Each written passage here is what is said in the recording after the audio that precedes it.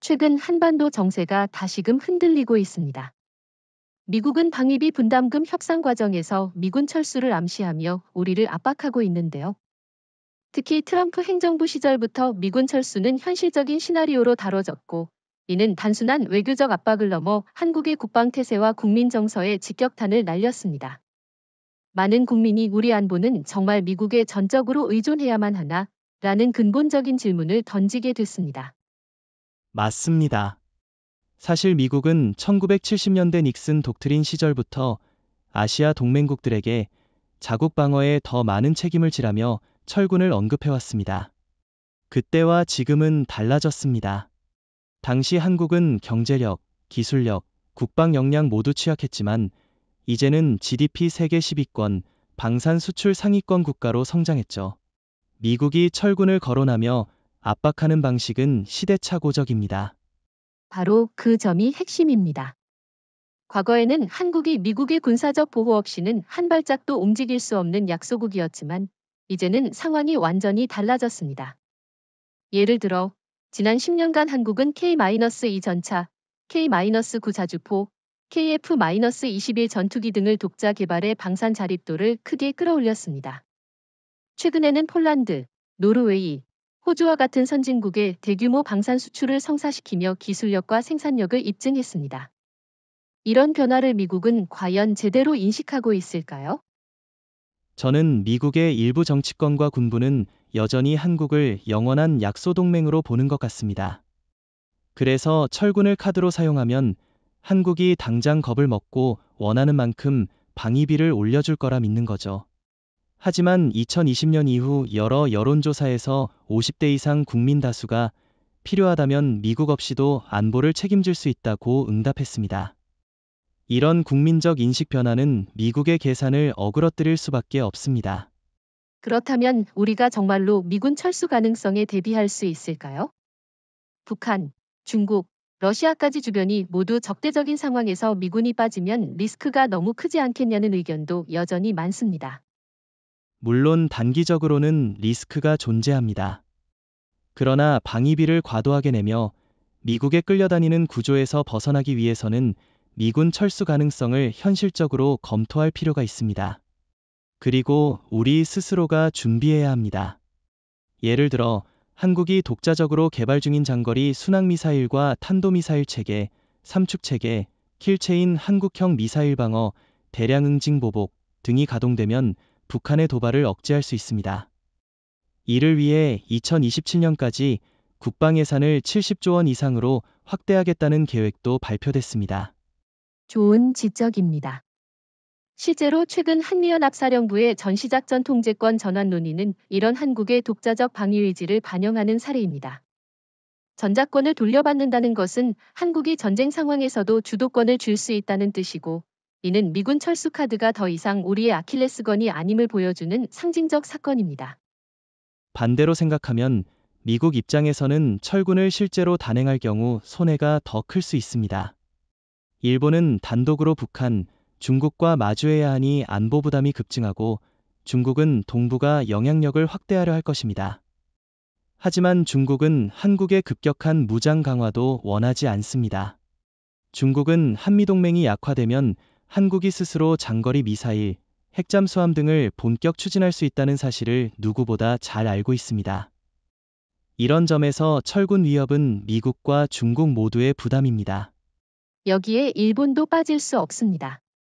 일본은 한국이 미군 없이 자주국방 체제를 강화하면 자위대의 부담이 기하급수적으로 커질 수밖에 없습니다. 특히 독도 문제나 과거사 갈등처럼 양국이 대립하는 지점에서 일본은 미군을 통해 우회적으로 영향력을 행사하려 하는데, 미군이 없으면 그런 전략이 무력화됩니다. 결국 한반도에서 미군 철수는 미국과 일본 모두에게 양날의 검이 될 수 있습니다. 최근 한국 정부는 미국의 철군 가능성에 대해 이전과는 확연히 달라진 태도를 보이고 있습니다. 과거에는 미군 철군이 언급될 때마다 곧바로 절대 안 된다며 다급하게 설득하려 했습니다. 하지만 이제는 철군하겠다면 어쩔 수 없다. 우리는 준비돼 있다는 식으로 정면 대응하는 기류가 분명해지고 있습니다. 실제로 이재명 정부는 지난 방위비 협상에서 미국의 과도한 요구를 일축하며 국내 방위산업 강화 계획을 강조했습니다. 맞아요. 특히 한국이 한미연합사령부 내에서 전시작전 통제권, 전작권, 전환을 강력히 추진하는 것은 미국 의존도를 줄이고 독자적인 안보 체계를 확립하겠다는 의지를 상징적으로 보여주는 행보입니다. 2019년, 2024년 사이 실시된 세 차례의 전작권 검증훈련에서 한국군의 독립작전 능력이 상당 수준에 도달했다는 평가가 있었고, 이를 토대로 정부는 미국 측에 전작권 전환 로드맵 준수를 촉구하고 있습니다. 이건 과거라면 상상할 수 없었던 당당함 아닙니까?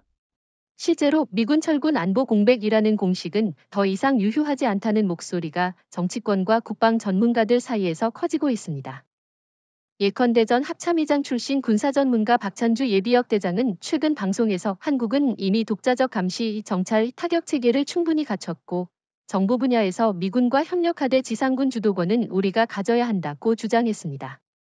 그의 발언은 한국 군사 역량에 대한 자신감을 보여주는 대표적 사례로 평가됩니다. 여기에 더해 정부는 국내 방산 대기업들과 협력해 자주국방을 위한 신규 무기체계 개발을 대대적으로 추진하고 있습니다. KF-21 보람의 전투기 양산, 차세대 잠수함 장보고3 배치, L3 장거리 요격 미사일 개발 등은 미군 없이도 한반도 방위를 책임질 수 있는 상징적인 사업입니다. 한국군이 이런 무기체계를 기반으로 전방위 방어망을 갖추면 미군의 물리적 주둔이 아니라 정보와 전략 차원의 협력만으로도 충분히 북한 위협을 억제할 수 있습니다. 그렇다면 미국 입장에서는 한국의 이러한 태도 변화가 어떤 신호로 보일까요? 과거라면 한국이 무조건적으로 미군 주둔을 원할 것이라 확신했지만 이제는 한국이 미군의 대안을 갖고 있다는 점을 깨달으며 당혹스러워할 가능성이 큽니다. 이건 협상에서 한국의 입지를 비약적으로 강화시키는 중요한 포인트입니다. 여기에 중국과 일본의 반응도 흥미롭습니다. 중국은 한국이 미군 철수와 동시에 군사력을 독자 강화할 경우 한반도 전체가 예상 불가능한 변수로 변할 것을 우려합니다. 일본은 미군이 한국을 떠난다면 일본 단독으로 북한, 중국과 마주해야 할 상황이 부담스럽고요. 일본 언론 요미우리 신문은 한국의 방위 자립이 본격화되면 일본의 전략적 입지가 좁아질 것이라고 우려를 표했습니다. 이처럼 주변국들이 불안해한다는 건 한국의 전략이 효과적으로 작동하고 있음을 방증합니다. 저는 이 대목이 매우 중요하다고 봅니다. 한국이 오랫동안 미국 없으면 아무것도 못한다는 불리한 이미지를 가지고 있었지만 이제 그 틀을 완전히 깨고 있다는 겁니다. 국민들도 정부의 당당한 태도를 긍정적으로 평가하고 있습니다. 최근 리얼미터 여론조사에 따르면 50대 이상 국민의 57%가 미국의 철군 위협에 흔들리지 않고 독자적 방위를 추진하는 것이 옳다고 응답했습니다. 미국과의 동맹은 중요하지만 종속이 아닌 동등한 파트너로서의 관계를 추구해야 한다는 인식이 뚜렷해지고 있다는 것이지요. 하지만 여전히 일부 전문가들은 철군 위협을 너무 가볍게 여겨서는 안 된다고 경고합니다. 미군이 실제로 떠난다면 한국 경제에도 부정적 신호를 줄 수 있고 금융시장 불안으로 번질 수 있다는 우려입니다. 이에 대해선 어떻게 생각하십니까? 그 지적도 타당합니다. 하지만 저는 금융 경제 불안을 방지할 수 있는 대응책을 병행하면 충분히 극복할 수 있다고 봅니다. 실제로 한국은행과 기획재정부는 최근 한미 통화 스와프 연장 논의, 외환 보유액 확충 등 금융안전망 확보를 위한 전략을 발표했습니다. 이런 준비가 철저하다면 단기 충격은 완화할 수 있습니다. 오히려 위기를 기회로 바꾸는 능력이 한국의 강점 아니겠습니까? 최근 한국 정부가 미군 철수 가능성에 대한 태도를 바꾸자 미국은 물론 중국과 일본까지 크게 동요하기 시작했습니다. 특히 한국이 공식 석상에서 미군 의존을 점차 줄이겠다는 메시지를 던지고 일부 언론에 독자 방위 강화 시나리오를 의도적으로 흘린 것은 일종의 심리전으로 볼 수 있습니다. 예를 들어 국방부가 2024년 초 발표한 2027년까지 전략무기 도입을 대폭 확대하겠다는 계획은 국내용 발표이면서도 대외적으로는 미군 없어도 버틸 수 있다는 신호로 읽힙니다. 이는 협상에서 우리 입지를 비약적으로 끌어올리는 심리적 카드였습니다. 동의합니다. 미국의 협상 전략은 늘 철군 가능성을 흘려 한국에 불안감을 주고 양보를 이끌어내는 방식이었습니다. 하지만 이제 한국이 같은 방법으로 역공을 펼치기 시작하자 워싱턴의 의회와 싱크탱크에서도 불안감이 확산되는 분위기입니다. 최근 헤리티지 재단 보고서는 한국이 방위비 협상에서 철군을 두려워하지 않는 모습을 보이면 미국은 전략적 우위를 상실할 것이라고 경고했습니다. 이런 분석 자체가 한국의 심리전이 효과를 거두고 있음을 증명합니다. 특히 한미 양국 언론이 집중 보도한 2024년 4월 한미 정상회담 뒷이야기가 인상적이었습니다. 당시 일부 청와대 고위 관계자가 미군 철수에 대해 한국은 이미 다양한 옵션을 준비 중이라고 말한 사실이 워싱턴 포스트에 보도되자 미 의회 군사위원회 내부에서도 한국이 정말로 독자 방위를 생각하고 있는지 파악해야 한다며 긴급 브리핑을 요청했다는 보도가 있었습니다. 한국의 한마디가 미국 내에 강력한 파장을 일으킨 것이죠. 맞아요. 이처럼 한국의 전략적 모호성 활용은 매우 영리합니다. 미군이 나가도 좋다는 식으로 단호한 태도를 보여주면서도 공식적으로는 여전히 한미동맹의 중요성을 강조합니다. 상대방 입장에서는 한국이 진심으로 독자 방위를 원하고 있는지 아니면 협상용인지 판단하기 어렵게 만들기 때문에 협상장에서 우리가 훨씬 유리한 고지를 점하게 됩니다. 흥미로운 건 중국과 일본이 이런 한국의 심리전에 가장 민감하게 반응하고 있다는 점입니다. 중국은 한국이 미군 철수를 계기로 핵무장에 준하는 전략무기를 개발할 가능성을 크게 우려하고 있습니다. 실제로 중국 관영 환구시보는 한국이 주한미군 없는 상황에서 독자 핵무장까지 검토한다면 동북아는 통제 불가능한 혼란으로 빠질 것이라고 경고했습니다. 이건 한국의 전략이 중국에 큰 심리적 압박을 주고 있다는 방증입니다. 일본 역시 긴장하고 있습니다. 미군 철수가 현실화되면 일본은 한국과의 협력을 강화하거나 독자적으로 안보를 책임져야 하는 상황에 몰립니다. 하지만 일본 내부는 정치적 불안과 자위대의 한계로 인해 독자 방위에 대한 준비가 부족합니다. 이 점에서 한국의 심리전은 일본에도 상당한 압박을 가하고 있는 셈입니다. 일본 요미우리 신문은 한국의 강경한 방위 의지 표명이 일본의 안보 전략에 심각한 부담을 준다고 보도했습니다. 여기에 한국은 방산 수출을 무기 삼아 세계 무기 시장에서도 영향력을 넓히고 있습니다. 방산 수출 증가는 한국 군수산업의 기술력과 자생력을 전 세계에 과시하는 효과가 있어 미국과 동맹국들은 물론 주변국들까지 긴장하게 만듭니다. 폴란드, 노르웨이, 호주와의 대규모 방산 계약 체결은 한국은 더 이상 미국 무기에만 의존하지 않는다는 상징적 사례로 심리적 효과는 돈으로 환산할 수 없을 만큼 큽니다. 흥미로운 질문을 하나 드리겠습니다. 지금처럼 심리전을 계속 펼칠 경우 미국이 오히려 철군 카드를 강하게 꺼내 맞대응할 가능성은 없을까요? 좋은 질문입니다. 물론 미국도 일정 시점에서는 정말 철수하겠다며 강수를 둘 수 있습니다. 하지만 그럴 경우 미국이 동북아에서 일본이 대만이 필리핀 등 다른 동맹국에 주는 메시지가 심각하게 부정적으로 변할 겁니다. 한국도 쉽게 포기하는 미국과 어떻게 믿고 협력하느냐는 회의론이 확산되면 미국의 아시아 전략 전체가 흔들립니다. 그렇기 때문에 미국이 철군을 협상용으로는 쓸 수 있어도 실제로 실행하기는 쉽지 않습니다. 이번에는 한국이 미군 철군 가능성을 협상 카드로 쓸 수 있는 배경 중 가장 중요한 요소, 바로 우리의 경제적 기반에 대해 이야기해 보겠습니다. 한국은 IMF 외환위기, 2008년 글로벌 금융위기, 코로나 팬데믹 등 숱한 경제적 도전을 극복하며 회복력을 세계에 입증해왔습니다. 특히 GDP 세계 10위권, 무역 규모 세계 6위권의 경제대국으로 성장한 점은 우리의 안보 자립 가능성을 뒷받침하는 강력한 토대입니다. 대통령 이재명 정부는 2027년까지 국방 예산을 연 80조 원 이상으로 확대하겠다고 공언하며 경제력을 무기 삼아 자주국방을 추진하고 있습니다. 맞아요.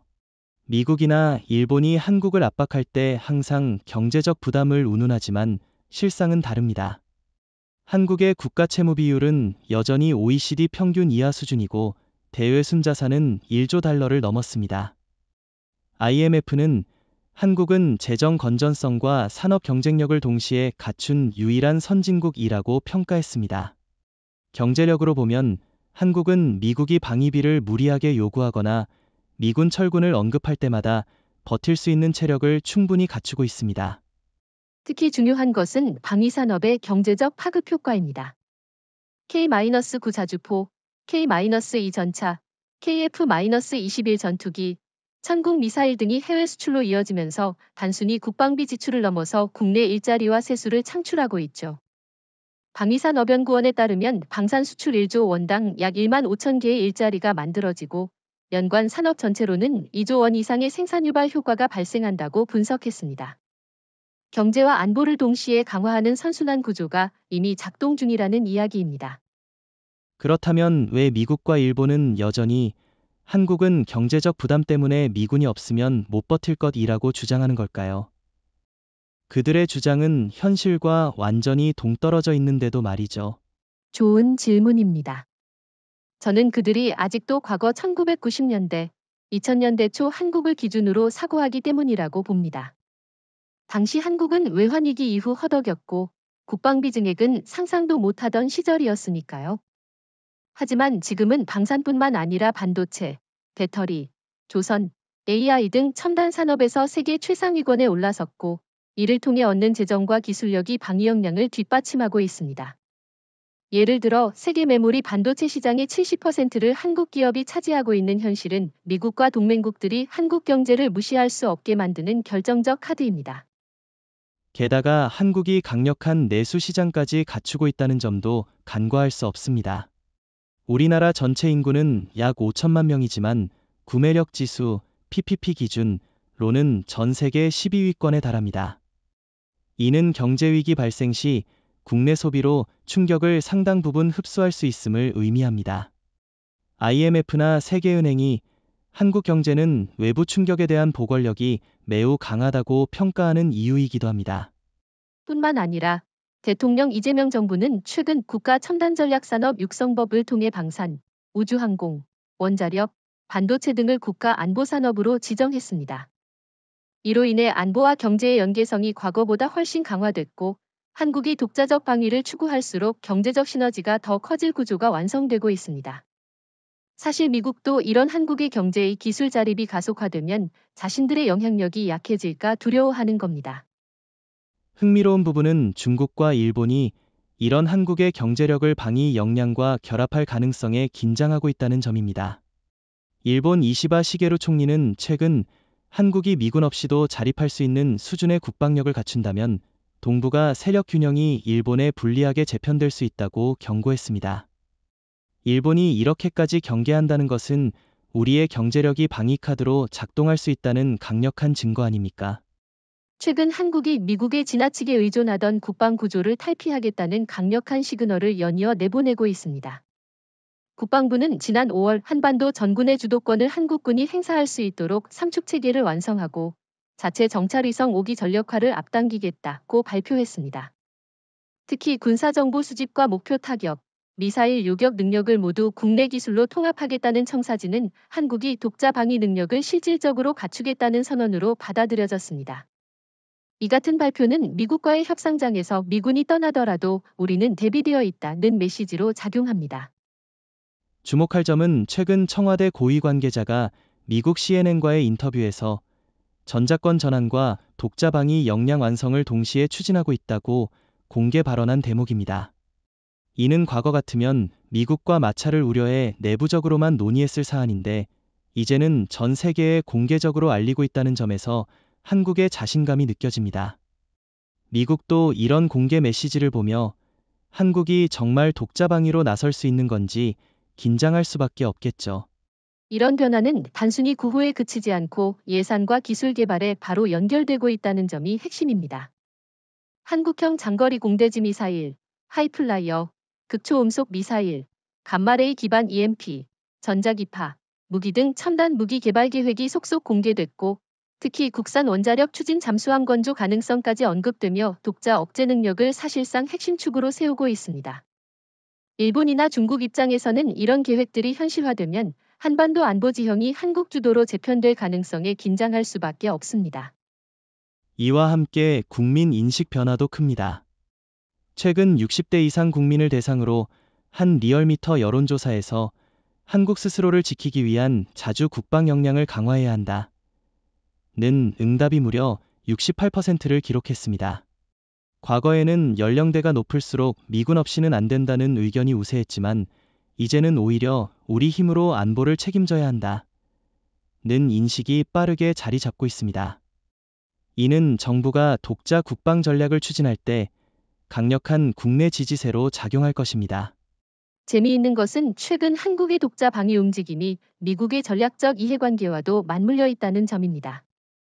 미국은 중국 견제를 위해 한미일 삼각안보 협력에 한국이 적극적으로 참여하길 원하지만 한국이 독자 방위를 강화할수록 미국 입장에서도 한국의 협력을 놓치지 않으려면 대우를 개선해야 한다는 압박을 받게 됩니다. 실제로 워싱턴 소재 전략국제문제연구소 CSIS는 한국이 독자 방위를 강화하는 현상이 미국과의 협상력 상승으로 이어질 것이라는 분석을 내놨습니다. 한편 중국은 한국의 이러한 움직임을 노골적으로 견제하고 있습니다. 중국 관영 매체 환구시보는 한국이 미국과 일정한 거리를 두고 독자적으로 군사력을 키우는 것은 동북아 세력 균형에 심각한 도전이라고 비난했습니다. 이는 곧 한국의 독자 방위 강화가 중국이 가장 껄끄러워하는 시나리오라는 점을 단적으로 보여줍니다. 일본 또한 한국의 군사력 강화가 자위대의 역할을 제한하고 지역 패권 경쟁에서 불리하게 작용할까봐 극도로 예민하게 반응하고 있습니다. 최근 한국이 미군 철군을 두려워하지 않고 오히려 자주국방 역량을 강화하겠다는 의지를 내보이자 국제사회에서는 만약 미국이 한국을 포기한다면 동북아 전체가 흔들릴 것이라는 우려가 본격적으로 제기되고 있습니다. 미국의 유력 일간지 뉴욕타임스는 한반도에서 미군이 철수하면 북한은 물론 중국, 러시아까지 적극적으로 한반도 상황을 주도하려 할 것이라고 경고했습니다. 특히 한반도에 대한 영향력을 둘러싼 미국과 중국의 경쟁이 한층 치열해지면서 한국의 전략적 가치가 과거 어느 때보다도 부각되고 있습니다. 영국 이코노미스트지 역시 한국이 미군의 철수를 협상 카드로 활용할 만큼 성장한 것은 동북아 안보 지형의 판도를 바꿀 신호라고 분석했습니다. 국제사회는 단순히 한반도에 미군이 있느냐 없느냐 문제가 아니라 한국이 동북아에서 독립적 행위자로 부상하면서 지역의 패권 질서 자체를 흔들 수 있다고 보고 있습니다. 이 점은 한국이 주도권을 쥐고 협상할 기회이자 우리가 결코 약자가 아니라는 사실을 보여주는 대목입니다. 특히 유럽 주요 동맹국들의 반응도 흥미롭습니다. 독일 슈피겔은 만약 미국이 한국을 쉽게 떠난다면 유럽 내 나토 동맹국들도 언제든 미국이 우리를 포기할 수 있다는 불안을 느낄 것이라고 지적했습니다. 즉, 미국이 한국에서 철군하면 동맹국 전반에 미국 신뢰도 하락이라는 도미노 효과가 발생할 수 있어 미국 스스로 국제 질서 내 입지를 약화시킬 수 있다는 평가입니다. 이처럼 한국의 선택은 한미 관계를 넘어 미 동맹망 전반에 큰 파급력을 미치고 있습니다. 반면 중국과 러시아는 한국의 독자 국방 움직임에 대해 겉으로는 침착한 척하면서도 속으로는 심각한 경계심을 드러내고 있습니다. 중국 환구시보는 한국이 미군 없이도 방어할 수 있는 수준으로 무장하면 한반도는 중국의 통제 불가능한 위협이 될 것이라고 경고했습니다. 러시아 역시 최근 러시아투데이에서 한국이 미군 없이 자립할 경우 미-중 경쟁이 더 심각해질 것이라고 분석했는데 이는 한국의 방위 독립 움직임이 중 러 모두의 압박으로 작용하고 있다는 방증입니다. 국제 싱크탱크들도 한국의 전략적 입지 강화에 주목하고 있습니다. 영국 왕립국제문제연구소는 한국이 방위 자립 태세를 확립할수록 미국과의 관계에서 더 대등한 지위를 확보하게 된다며 한국은 단순한 동북아 군사거점이 아니라 전략적 동반자로서 위상이 격상됐다고 평가했습니다. 이는 과거처럼 미군 주둔 유무에 따라 한국의 가치를 평가하던 방식에서 벗어나 이제는 한국 자체의 역량이 중요한 시대가 도래했음을 보여줍니다. 이처럼 국제사회는 한국이 독자 방위에 나서면 오히려 한반도의 안정과 균형을 한국 주도로 이끌 수 있다는 가능성에도 주목하고 있습니다. 프랑스 르몽드지는 한국이 단순히 미국 보호에 의존하지 않고 스스로 한반도 안정 메커니즘을 만들면 동북아 불확실성이 크게 줄어들 수 있다고 평가했습니다.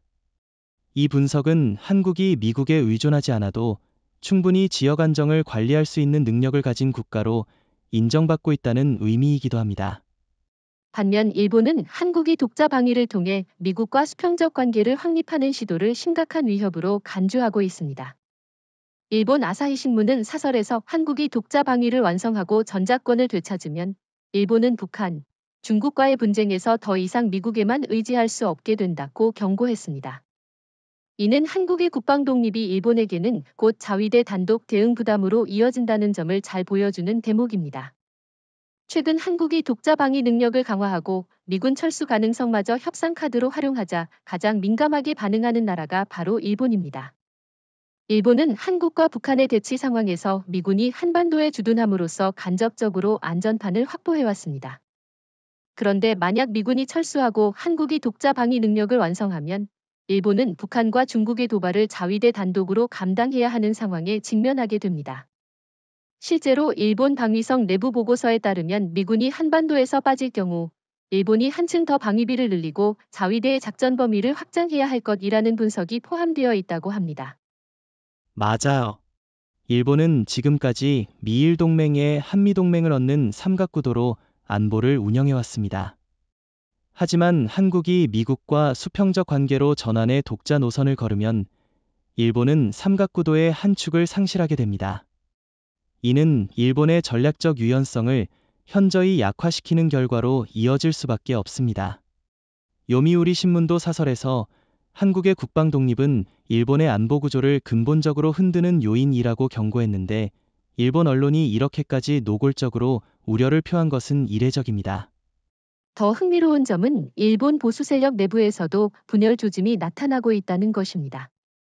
일부는 한국이 미군 없이 자립하면 동북아에서 일본만 홀로 남아 중국, 북한과 대치하게 된다며 우려하는 반면 극우 성향 인사들은 한국이 미군 없이 자립하려는 건 미국과의 동맹을 흔들어 동북아 불안정을 부추기는 행위라고 비난합니다. 일본 내 엇갈린 반응은 한국의 전략적 행보가 일본 정치권에 얼마나 큰 파문을 일으키고 있는지 단적으로 보여줍니다. 뿐만 아니라 일본은 한반도에서 미군이 철수하면 독도 문제, 역사 문제 등에서 미국의 후방 지원을 기대하기 어려워집니다. 예컨대 일본은 독도 분쟁에서 미국이 암묵적으로 일본 편에 서줄 것으로 기대해왔지만 한국이 미군에 흔들리지 않는 독립적 군사력을 완성하면 이러한 일본의 계산은 완전히 빗나가게 됩니다.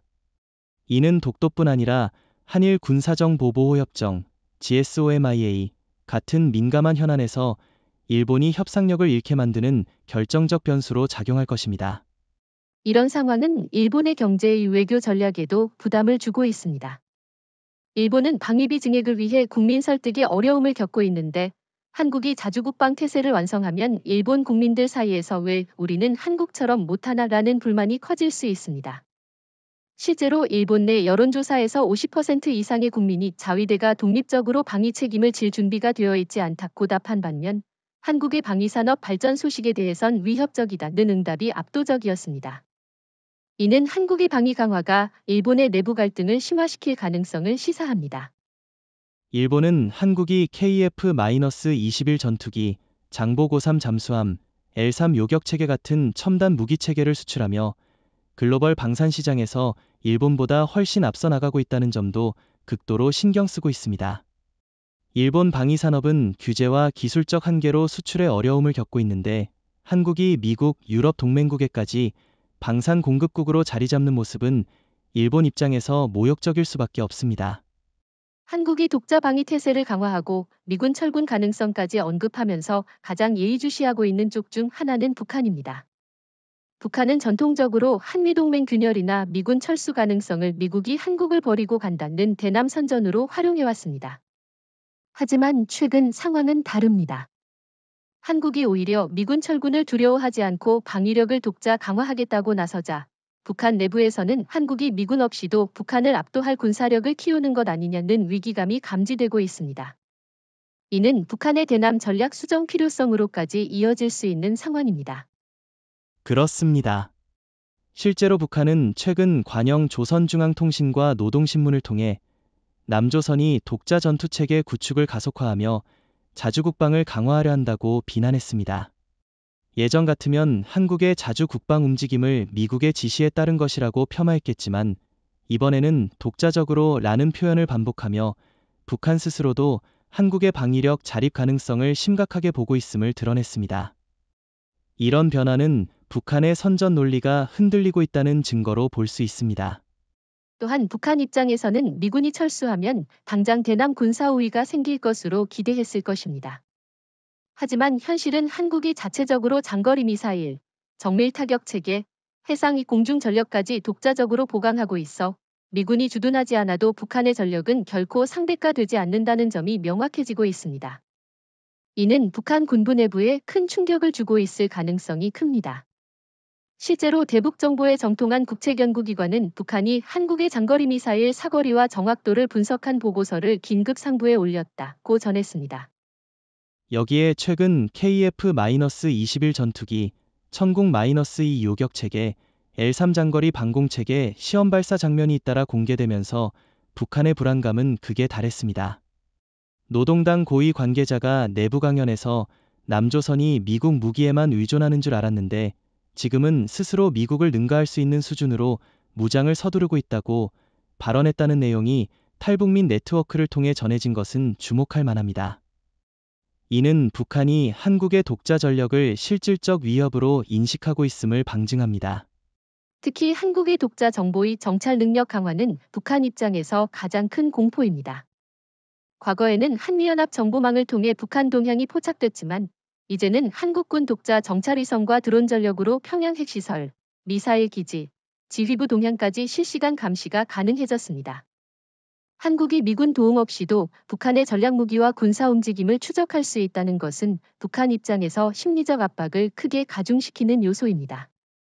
이 때문에 북한은 내부적으로 한국의 방위력 강화를 분열 불안을 조장하는 데 활용하려 시도하고 있지만 오히려 한국 내 여론은 미군 없어도 충분하다는 자신감으로 결집하고 있습니다. 이는 북한의 대남 공작 전략이 역풍을 맞는 결과로 이어지고 있습니다. 북한이 그동안 한미동맹 균열을 통해 한국 사회를 흔드는 전략을 써왔는데 이제는 한국의 독자 방위 선언이 북한을 심리적으로 궁지에 몰아넣는 모양새가 되고 있습니다. 또한 한국이 방산 수출국으로 자리 잡으며 전 세계와 군사 협력을 넓혀가는 모습도 북한에게는 껄끄러운 변수입니다.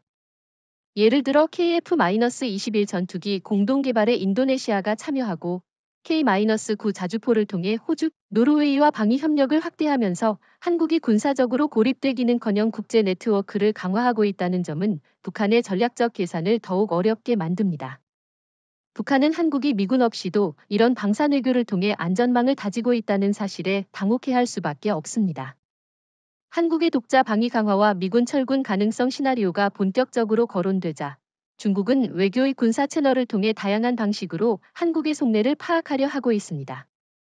최근 외교 소식통에 따르면 중국은 주한 중국 대사관과 군사 전문가를 총동원해 한국이 미군 없이도 방어 가능한 수준으로 무장할 의지가 얼마나 진지한지를 평가하는 데 초점을 맞추고 있다고 합니다. 이는 중국이 한국을 단순히 미중 패권 경쟁의 바둑판 위 말로 보지 않고 한반도 자체를 자국 안보 환경의 직접적 위협으로 간주하기 시작했다는 의미입니다. 특히 중국은 한국의 독자 군사력 강화가 한미동맹 해체로 이어지지 않더라도 주한미군이 철수하거나 축소된다면 한국이 자유롭게 대북 대중 전략을 선택할 수 있다는 점을 크게 경계합니다. 중국 국방대학 보고서에 따르면 한국이 자주 방위 능력을 완성할 경우 중국은 한반도 유사시 미군이 아닌 한국군의 독자적 판단에 직접 대응해야 하는 상황이 된다고 분석했습니다. 이는 중국에게 전략적으로 매우 까다로운 상황입니다.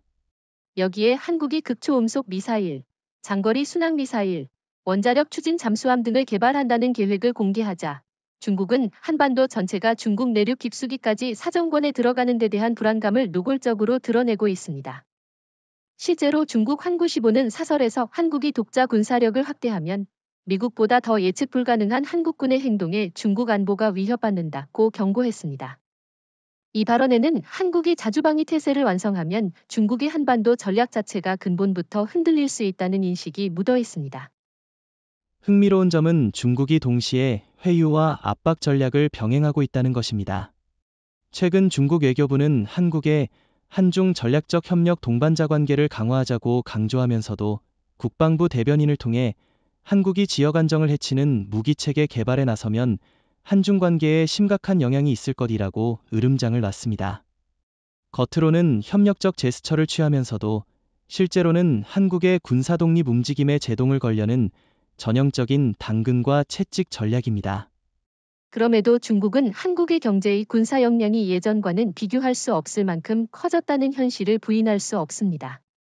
삼성전자, 현대차, LG에너지솔루션 등 한국 핵심 기업들이 중국 경제에 미치는 영향력도 상당해 한국과 마찰이 생길 경우 중국 입장에서도 큰 리스크를 감수해야 합니다. 최근 한중통상협의회에서 중국 측이 한중 경제협력은 안정적으로 유지돼야 한다며 낮은 자세를 보인 것은 한국이 경제의 안보 양면에서 과거와 달리 대등한 관계로 올라섰다는 점을 방증합니다. 한편 중국은 한국이 방산 수출을 통해 동남아, 유럽, 중동의 영향력을 확대하는 것도 심각한 변수로 보고 있습니다. 예컨대 K-9 자주포, 천국 미사일 수출은 동남아 국가들이 중국이 아닌 한국을 안보 파트너로 선택하도록 유도하는 효과를 내고 있습니다. 이는 중국의 1대1로 군사외교에 직접적인 장애물이 됩니다. 인도네시아, 필리핀, 태국 등지에서 한국 무기가 빠르게 확산되자 중국 전문가들 사이에서는 한국이 미군과 별개로 동남아 안보 질서를 재편하려는 것 아니냐는 불안이 커지고 있습니다. 이처럼 중국은 한국이 독자 군사 능력을 키우는 것을 단순히 한미동맹 문제로만 보지 않고 한국 자체가 동북아 안보 환경에서 새로운 변수이자 독자 세력으로 부상하는 것으로 인식하고 있습니다. 이는 한국이 미군 철군 카드를 협상 테이블에서 활용할 때 중국의 계산을 더욱 복잡하게 만들어주는 중요한 포인트입니다. 즉, 한국이 자주방위 능력을 갖출수록 중국은 한반도 문제에서 더 이상 미국만 설득하면 된다는 단순한 접근이 불가능해지는 셈입니다. 한국이 미군 철군 가능성을 염두에 두고 독자 방위 태세를 강화하자 미국 내에서도 상하원 의원들 사이에서 뚜렷한 분열 양상이 나타나고 있습니다. 한쪽은 한국은 부유하고 충분히 자립할 능력이 있다며 방위비 증액과 미군 규모 축소를 압박해야 한다고 주장하는 반면 다른 쪽은 한국에서 미군을 빼면 동북아 전체에서 미국의 영향력이 붕괴한다며 철군을 절대 해서는 안 된다고 맞서고 있습니다. 이러한 엇갈린 시각은 한국이 협상 테이블에서 주도권을 쥘 수 있는 기회를 의미합니다. 맞아요. 공화당 내 재정 보수주의 성향 의원들은 한국이 미국의 안보 우산 아래서 충분한 혜택을 누려왔으니 앞으로는 방위비를 더 부담하거나 미군을 감축해야 한다는 주장을 공개적으로 펼치고 있습니다. 실제로 지난 4월 하원 군사위원회 청문회에서 한 공화당 의원은 한국이 GDP 세계 10위권인데 여전히 미국의 부담으로 안보를 유지하느냐고 질타했습니다. 이는 미군 주둔을 경제적 거래로만 보는 시각이자 한국의 자주방위 의지를 자극하는 발언으로 작용했습니다. 반면 민주당 내 국제주의 성향 의원들은 전혀 다른 목소리를 내고 있습니다. 이들은 미군이 한국에서 철수하면 미국이 아시아에서 주도권을 상실하고 일본이 대만이 필리핀 등 동맹국들마저 불안해질 것이라고 경고합니다. 민주당 상원의 한중진 의원은 한국에서 미군을 철수하면 한국이 독자적으로 핵무장 가능성까지 검토할 수 있다며 한국을 자극하면 안 된다는 점을 강조했습니다.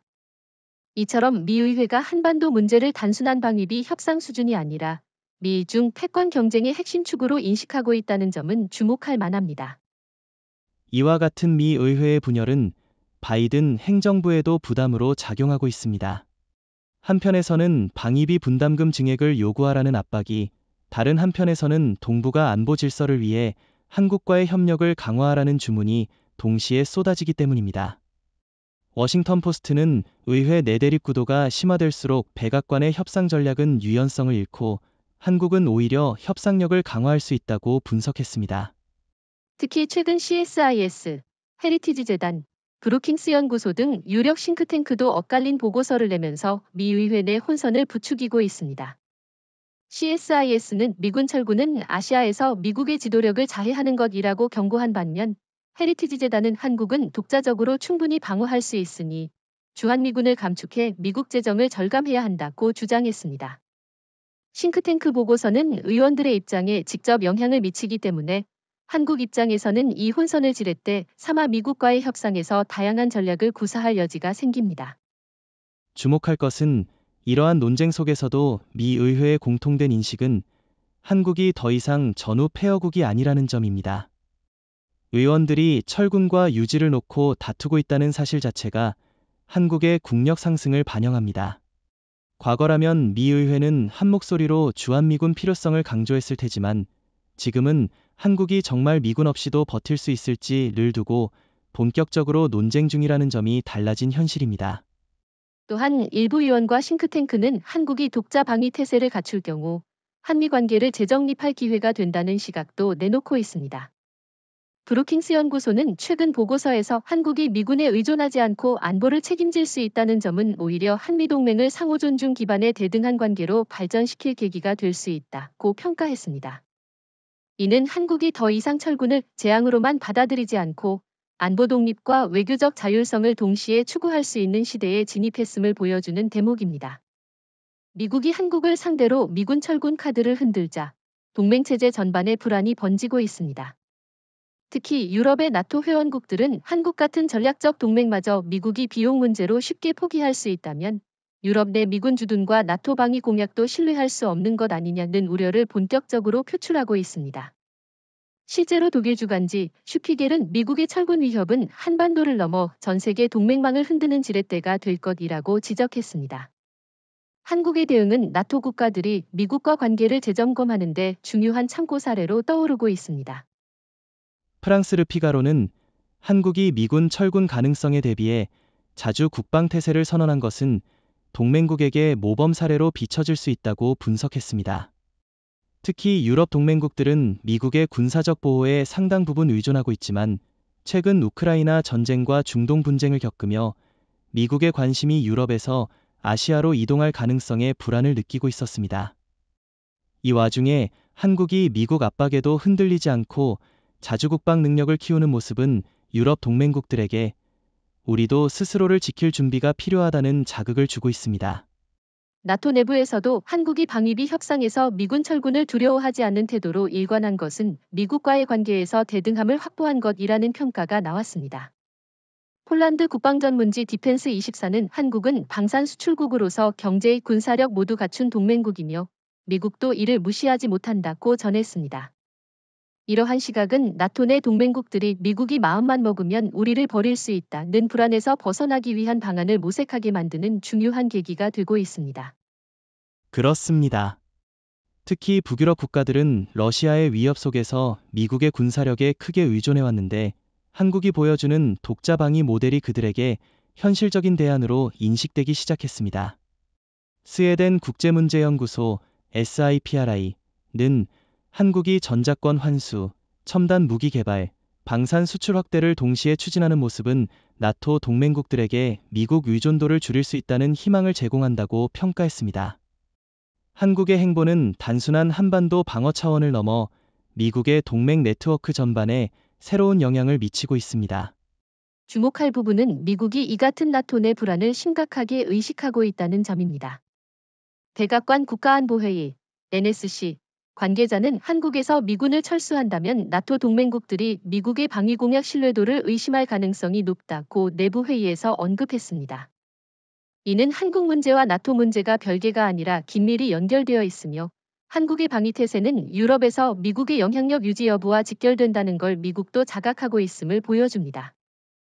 또한 한국은 최근 나토 정상회의에 연속적으로 초대받으며 전략적 파트너로 자리 잡고 있습니다. 2022년 마드리드 회의와 2023년 빌뉴스 회의에 연달아 참석한 것은 한국이 나토에서도 글로벌 파트너로 인정받고 있음을 의미합니다. 이 과정에서 한국의 첨단 무기와 방위 산업 경쟁력은 나토 회원국들의 주목을 받았고 한국 무기의 도입을 검토하는 국가도 늘었습니다. 이는 한국이 아시아를 넘어 글로벌 안보 질서에서 핵심 축으로 부상했음을 보여주는 상징적 장면입니다. 한국이 미군 철군 가능성 앞에서도 흔들림 없이 독자 방위 강화 기조를 유지하자 미국 내부에서는 점차 철군 카드를 현실적으로 실행하기 어렵다는 판단이 힘을 얻기 시작했습니다. 특히 바이든 행정부는 한미동맹의 균열이 곧 미중 패권 경쟁에서 치명적인 약점으로 작용할 수 있다는 점을 명확히 인식하고 있습니다. 실제로 워싱턴 포스트는 최근 기사에서 한국이 철군을 두려워하지 않는 태도로 전환하자 미국은 방위비 협상에서 고압적인 자세를 완화하고 유연성을 모색하고 있다고 전했습니다. 이 변화는 한국의 전략이 성과를 거두고 있다는 방증입니다. 맞아요. 특히 지난 5월 한미 국방장관 회담에서 미국은 한국 측에 동북아 안정에 대한 한국의 기여와 독자 방위 능력을 존중한다는 메시지를 전달했습니다. 이는 단순한 외교적 수사에 그치지 않고 실제로 방위비 분담금 인상 요구를 대폭 낮추는 조치로 이어졌습니다. 한미 국방비 분담 협상이 이전과 달리 빠르게 타결된 것도 한국의 독자 방위 카드가 미국의 태도를 변화시키는 직접적 요인이었다는 분석이 나옵니다. 주목할 부분은 미군 철군 가능성이 현실적으로 거론되면서 일본과 나토 동맹국들까지 불안해하자 미국이 동맹망 전체의 균열을 우려하기 시작했다는 점입니다. 미 국방부 고위 관계자는 MBC와의 인터뷰에서 한국에서 미군을 철수하면 일본, 대만, 필리핀 등 다른 아시아 동맹국들이 미국의 공약을 의심할 것이라며 한국과의 협상에서 합리적 접근이 필요하다고 인정했습니다. 이는 한국의 전략이 한반도를 넘어 동맹망 전체에 영향을 미치고 있음을 보여주는 사례입니다. 이러한 상황은 한국이 요구하는 첨단 무기 공동 개발, 전자권 전환, 방산기술 협력 확대 등의 분야에서도 미국이 이전보다 유연한 태도를 보이도록 만들었습니다. 최근 한미 국방기술협의회에서 미국은 F-35 후속 업그레이드와 한국군 무인전력 개발 프로젝트에 대한 공동 연구를 제안했고, 이는 한미 방산협력의 질적 변화를 예고합니다. 과거라면 한국이 단순 구매자로만 취급되던 구조에서 이제는 공동개발 파트너로 대우받기 시작한 것입니다. 뿐만 아니라 한미 정보 공유 체계에서도 변화의 조짐이 나타나고 있습니다. 한국이 독자 정찰위성과 드론을 통해 북한 정보 수집 능력을 빠르게 향상시키자 미국 정보당국은 한국의 정보를 공유받는 것이 우리에게도 전략적으로 도움이 된다고 평가했습니다. 이로 인해 한미 정보 협력은 과거처럼 일방적인 제공 수용 관계가 아니라 상호 공유하는 형태로 전환되고 있습니다. 이는 한국의 정보 자립이 미국을 협상의 장으로 끌어들이는 실질적 지렛대 역할을 하고 있습니다. 주목해야 할 부분은 미 행정부가 한국을 설득하려고 내세우는 논리 자체가 달라졌다는 점입니다. 과거에는 미군이 있어야 북한을 억제할 수 있다는 논리로 일관했지만, 최근에는 한미가 함께라면 동북아 안정과 중국 견제에 더 효과적이다는 논리로 어조가 바뀌었습니다. 이는 미국이 이제 한국을 수동적인 안보 수혜자가 아니라 능동적 파트너로 대우하지 않으면 철군 가능성 앞에서 협상력을 잃을 수 있다는 현실을 깨달았기 때문입니다. 최근 한미방위비 협상과 안보 대화를 둘러싼 국면은 철저히 한국 주도의 페이스로 전개되고 있습니다. 과거에는 미국이 철군 가능성을 흘려 압박하면 한국이 양보하는 구조였지만 이제는 오히려 한국이 철군하겠다 해도 준비되어 있다는 태도를 통해 협상 주도권을 쥐었습니다. 이는 한미 협상 사상 유례 없는 변화입니다. 특히 2024년 방위비 협상에서 미국 측이 한국이 독자 방위 역량을 공개하며 기존과 다른 협상 국면을 만들었다고 언론에 흘린 것은 협상이 사실상 한국에 유리하게 전개됐음을 반증합니다. 흥미로운 부분은 협상 과정에서 한국이 미국이 그동안 협상 카드로 썼던 철군 가능성을 역이용한 점입니다. 한국 협상단은 방위비 분담을 논의하면서 미국이 철군을 압박 카드로 꺼낼 때, 만약 철군을 실행하면 우리는 독자 방위를 위한 국방 예산을 대폭 증액하겠다며 대래 경고했습니다. 이 발언은 미국 대표단에게 한국이 단순히 구호로 협상하는 것이 아니라 실제로 철군 대비를 하고 있다는 신호로 작용했고, 이후 협상 분위기는 완전히 바뀌었습니다. 이 과정에서 한국은 명확한 데이터를 통해 설득력을 높였습니다. 한국 협상팀은 K-2 전차, K-9 자주포, 천국 미사일, KF-21 전투기 양산 현황과 방산 수출 실적을 상세히 제시하며 이미 주요 전력 대부분을 국내 기술로 대체할 수 있는 수준에 도달했다고 강조했습니다. 이 사실은 미국 측의 철군이 협상용 허세로만 통하지 않는다는 현실감을 심어주었고 미국도 방위비 협상 기조를 대폭 완화하는 쪽으로 선회했습니다. 여기에 한국 협상단은 방위비 협상과 별개로 미국의 대중국 견제 전략에 한국이 기여할 수 있는 범위를 연계시켰습니다. 예를 들어 미국이 인도태평양 전략을 추진하면서 필요로 하는 해상초계, 사이버 방어, 극초음 속무기 분야에서 한국이 공동개발 공동운용을 제안하며 한국의 전략적 역할이 미국의 동북아 안보 구상에 필수적임을 부각했습니다. 협상을 단순 비용 문제가 아니라 전략적 파트너십 논의로 끌어올린 것은 협상판 자체를 바꾼 주요 포인트였습니다. 결과적으로 한국은 협상에서 방위비 분담금의 무조건적 인상을 피했을 뿐만 아니라 한미 양국의 안보 협력을 한국이 주도적으로 설계할 수 있는 기반을 마련했습니다. 과거 협상이 한국이 미국의 요구를 얼마나 수용하느냐였다면 이제는 한미가 공동으로 무엇을 추진할 것인가로 구조가 전환된 것입니다. 이는 협상 테이블을 완전히 뒤집은 결정적 변화로 한국의 외교의 안보 자립 역량이 실질적인 힘으로 작동했음을 상징합니다. 주목할 것은 협상 이후에도 미국 고위 당국자들이 한국의 독자 방위 계획을 부정하거나 문제 삼지 않고 오히려 한미는 상호 보완적인 동맹 관계로 발전 중이라고 긍정적으로 평가했다는 점입니다. 이는 미국이 더 이상 철군 카드를 일방적 압박 수단으로 쓰지 못하게 됐음을 의미합니다. 한반도의 안보 담론이 종속에서 대등으로 전환된 역사적 순간이라 할 수 있습니다. 이번 방위비 협상과 독자 방위 태세 강화 과정에서 한국이 전 세계에 발신한 가장 중요한 메시지는 한국은 더 이상 보호만 받는 대상이 아니라 동북아 질서를 설계하는 주체라는 점입니다. 한국 정부와 군은 공개적으로 전자권 전환, 방위산업 기술 자립, 독자 정찰 능력 완성을 선언하며 한국이 주도적으로 안보 환경을 관리하겠다는 의지를 명확히 했습니다. 이 선언은 미국뿐 아니라 중국, 일본, 러시아 등 동북아 강대국들에게 한국의 동의 없이 한반도 전략을 논할 수 없다는 강력한 메시지로 작용하고 있습니다. 맞습니다. 그동안 국제사회는 한반도 안보를 논의할 때 늘 미국, 중국, 일본의 시각에서 한국을 수동적으로 배치해왔습니다. 하지만 이번에 한국이 방위 자립과 독자 방위 의지를 동시에 공개하고 협상에서 미국을 상대로도 대등한 태도를 보이면서 판을 바꿨습니다.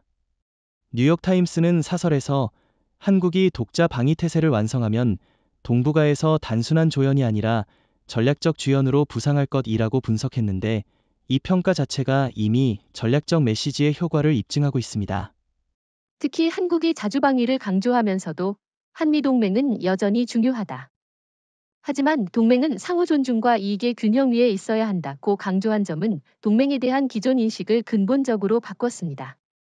예전에는 한미동맹을 한국의 일방적 보호막으로 여겼다면 이제는 상호 이익과 역할 분담을 기반으로 하는 파트너십으로 전환하겠다는 전략적 의도가 분명합니다. 이는 한국 스스로도 주체성을 강화하겠다는 의지이자 동맹국들에게도 동등한 협력 관계를 요구하는 시그널입니다. 중국과 일본에 대한 메시지도 분명합니다. 한국의 독자 방위 강화는 중국이 한반도 문제를 미국과만 협의하려는 관행을 깨는 효과가 있습니다. 한국의 의지 없이는 어떠한 한반도 시나리오도 현실화될 수 없다는 점을 각인시킨 것이죠. 일본 역시 한국의 방위 독립이 독도, 군사정보 공유, 영해 문제 등 민감한 현안에서 한국의 발언권을 크게 키운다는 사실을 인정할 수밖에 없게 됐습니다. 이는 한국이 동북아 질서의 핵심 플레이어라는 현실을 주변국에 각인시킨 결과입니다. 더 나아가 한국의 방위산업 성장과 글로벌 무기 시장 진출은 한국이 군사 경제력을 결합해 국제사회에서 자립적 영향력을 행사할 준비가 돼 있다는 메시지를 전 세계에 발신했습니다. K-9 자주포, KF-21 전투기, 장보고3 잠수함 수출 성과는 단순한 무기 수출을 넘어 한국이 글로벌 안보 환경에 직접 기여할 수 있는 능력을 증명합니다. 한국은 더 이상 미국 무기 소비국이 아니라 전 세계와 안보 협력을 주도하는 수출국으로 위상이 전환되었습니다. 이러한 메시지를 전 세계가 주목하고 있다는 점이 중요합니다.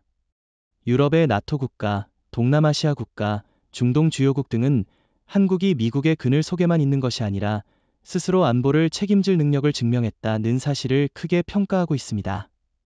이는 한국이 자주국방 태세를 완성하면서 미국 이외의 다자안보 협력에서도 당당히 목소리를 낼 수 있는 기반이 마련됐다는 의미입니다. 이번 한미 협상을 통해 한국은 단순히 방위비 분담 문제를 해결하는 차원을 넘어 동북아 질서에서 전략적 위치를 근본적으로 재정립하는 데 성공했습니다. 미군 철군 위협이 더 이상 한국을 압박하는 수단이 되지 못하고 오히려 한국이 독자 방위를 선언하면서 미국이 협상에서 양보하는 상황이 만들어졌습니다.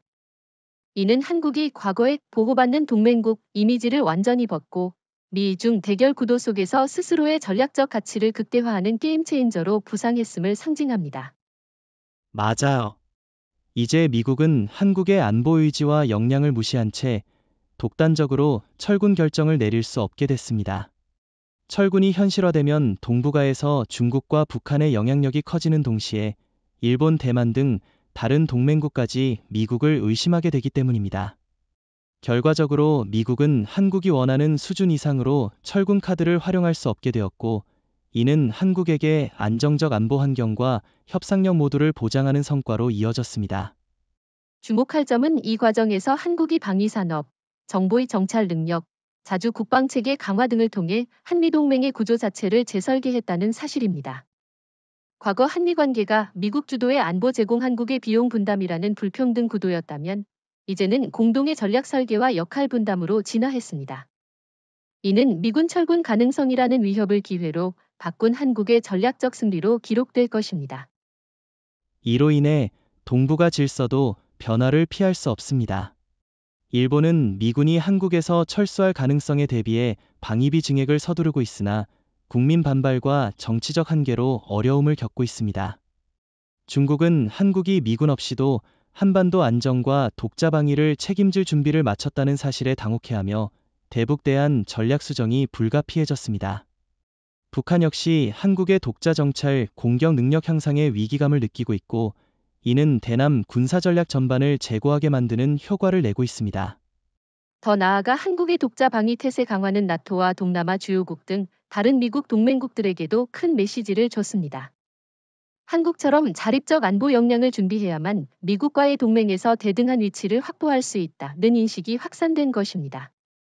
특히 한국이 KF-21 전투기, K-9 자주포 등을 통해 방산 수출국으로서 위상을 강화하자 전 세계는 한국을 단순한 동맹국이 아니라 글로벌 안보 공급자로 평가하기 시작했습니다.